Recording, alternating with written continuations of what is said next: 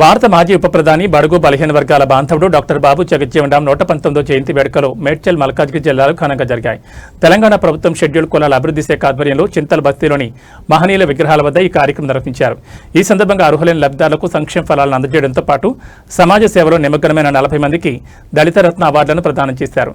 స్థానిక ఎమ్మెల్యే మరి రాజశేఖర రెడ్డి అధ్యక్షతన జరిగిన వేడుకలో జిల్లా additional collector Faizal Ahmed, zonal commissioner Sanchit Gangwar తదితరులు పాల్గొన్నారు. అడిషనల్ కలెక్టర్ ఫైజల్ అహ్మద్ మాట్లాడుతూ అంబేద్కర్, జగజ్జీవన్ రామ్ వంటి మహనీయులు ఒక కులానికో మతానికో పరిమితం కాదని అందరి అభ్యున్నతి కోసం పాటుపడిన ప్రపంచ నాయకులను కొనియాడారు. విదేశీ విద్య వంటి ప్రభుత్వ పథకాలను దళిత విద్యార్థులు అందిపుచ్చుకోవాలని సూచించారు. ఎమ్మెల్యే మరి రాజశేఖర రెడ్డి మాట్లాడుతూ దళితుల పట్ల నిర్లక్ష్యంగా వ్యవహరించే అధికారులపై అట్రాసిటీ కేసులు పెట్టడానికైనా వెనుకాడకూడదని పిలుపునిచ్చారు. ఎస్సీ, ఎస్టీ సప్లాన్ నిధుల విషయంలో ప్రజా సంఘాలు ప్రభుత్వాలు నిలదీయాలని కోరారు. ఎంఆర్పీఎస్ జాతీయ నాయకులు తిప్పారపు లక్ష్మణ్ మాదిగ మాట్లాడుతూ దశాబ్దాల పాటు దేశానికి సేవ చేసిన బాబు జగజ్జీవన్ రామ్ కు భారతరత్న ప్రకటించాలని డిమాండ్ చేశారు.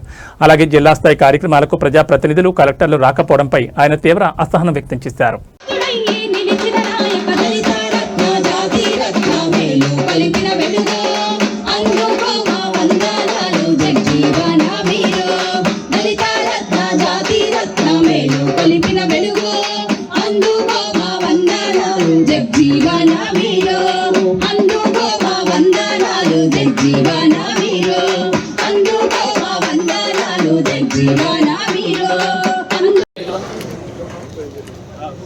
శ్రీనివాస్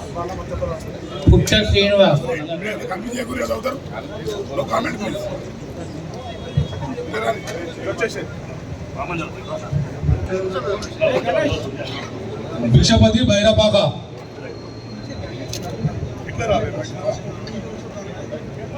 మాదాసు ఇస్తారి,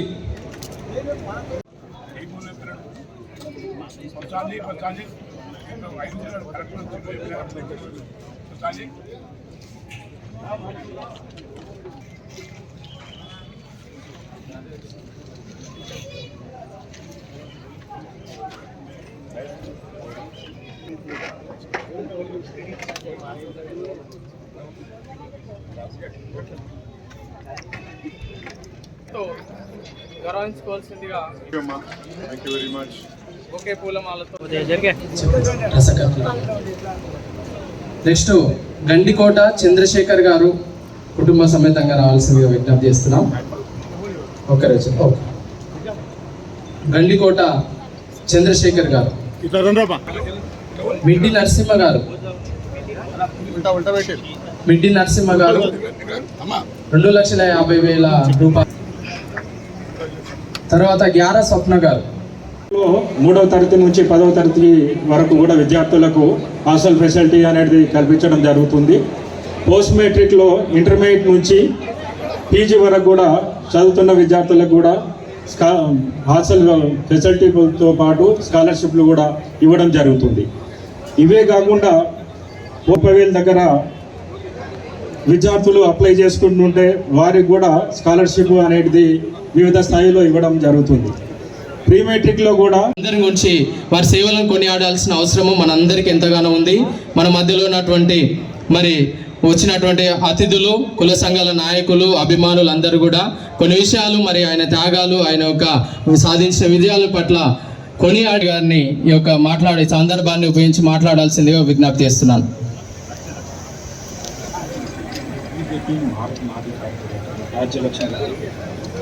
బీజేపీ మాజీ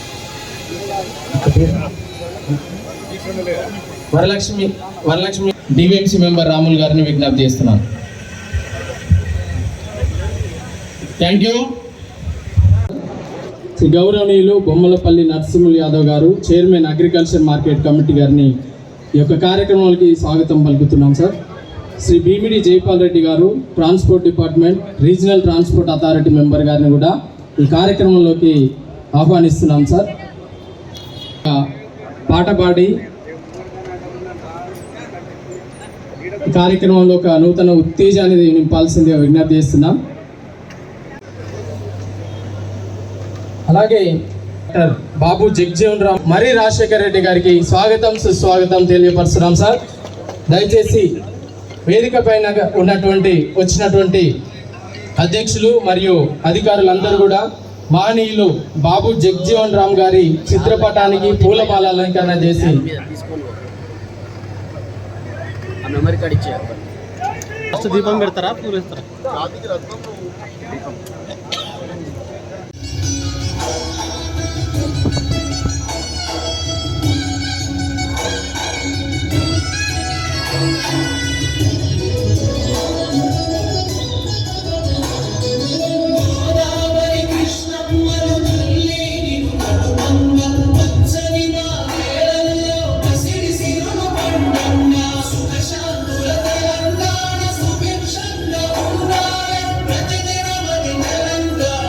ఎమ్మెల్యే గారు, గౌరవ ఇక్కడ ఉన్నటువంటి పెద్దలందరికీ కూడా ఈ సమావేశానికి వచ్చిన వివిధ కులాలకు సంబంధించిన నా జాతి పెద్దలందరికీ నా యొక్క ఉద్యమ నమస్కారాలు తెలియజేస్తున్నాను.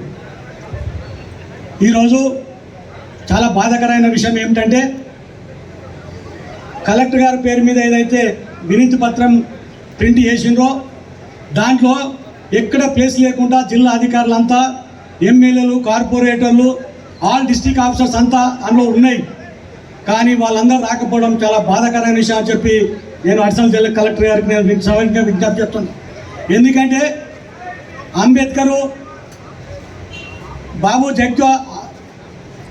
గారు హక్కుల కోసం, జగ్జీవన్ హక్కుల కోసం భిక్షమెత్తుకోకండి, పోరాట సాధించుకొని పిలుపునిస్తే అంబేద్కర్ బోధించు, సమీకరించి పోరాడించిన ఈ రెండు మహనీయుల ఆశయాలు ముందు తీసుకుపోవడానికే ఈ యొక్క వేదిక అని చెప్పి మేము స్వతంగా చెప్తున్నాం.